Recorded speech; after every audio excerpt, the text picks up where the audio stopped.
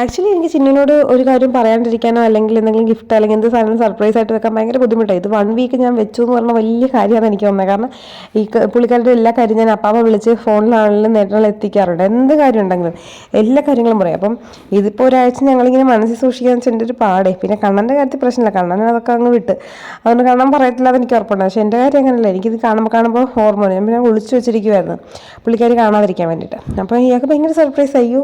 അപ്പോൾ ശംഖു ആദ്യം പറഞ്ഞ് പാദസരമായിരിക്കുന്നു, പക്ഷേ പാദസരമല്ല മൂക്കത്തിൻ്റെ ഇത്രയും സ്വർണ്ണത്തിന് ഒന്നതങ്ങനെ സ്വർണ്ണത്തിന് 72,000 രൂപയിൽ മേലായി.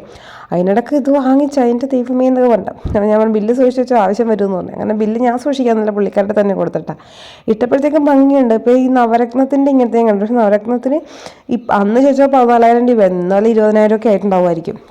ഭയങ്കര വിലയാണല്ലോ. അപ്പോൾ ഇത് ആ മോഡലൊന്നും അല്ല, പക്ഷേ ഡിഫറെൻറ്റ് കല്ലുകളുടെ ആ ഒരു മീൻസ് ഡിഫറെൻറ്റ് കല്ലല്ല, ഡിഫറെൻറ്റ് കളേഴ്സിൽ കല്ല് വരുമ്പോഴത്തേക്കും ആ ഒരു നമുക്ക് ടച്ചൊക്കെ തോന്നിക്കും. പക്ഷെ നവരത്നമൊന്നും അല്ല കേട്ടോ, അതിനൊക്കെ അത്യാവശ്യം നല്ല പൈസ വേണം, നമ്മുടെ ഒന്നുമില്ല. അപ്പോൾ ഉള്ളത് വെച്ച് നമ്മൾ വാങ്ങി. അത് കഴിഞ്ഞ ശേഷം അമ്മയുടെ ഒരു ഗിഫ്റ്റ് ഉണ്ടായിരുന്നു, അതും കൊണ്ടേ കൊടുത്തു. പുള്ളി ഫോണിൽ എന്തോ ഗഹനമായി നോക്കിക്കൊണ്ടിരിക്കുന്നത്, അതാണ് ആ മുഖത്ത് അധികം എക്സ്പ്രഷൻ ഇല്ലാതിരിക്കുന്നത് കേട്ടോ. പിന്നെ ലൈറ്റ് കളർ ആയതുകൊണ്ടായിരിക്കും കൈയൊക്കെ അങ്ങ് നല്ലോണം റബ്ബ് ചെയ്ത്, എന്നിട്ട് സ്മെല്ല് ചെയ്തൊന്നും എനിക്കറിയില്ല കേട്ടോ. ഇനി എന്തെങ്കിലും അഴുക്ക് മണം ഉണ്ടോയെന്നൊന്നും അറിയില്ല, ചുമ്മാ മണത്തതായിരിക്കും എന്ന് തോന്നുന്നു.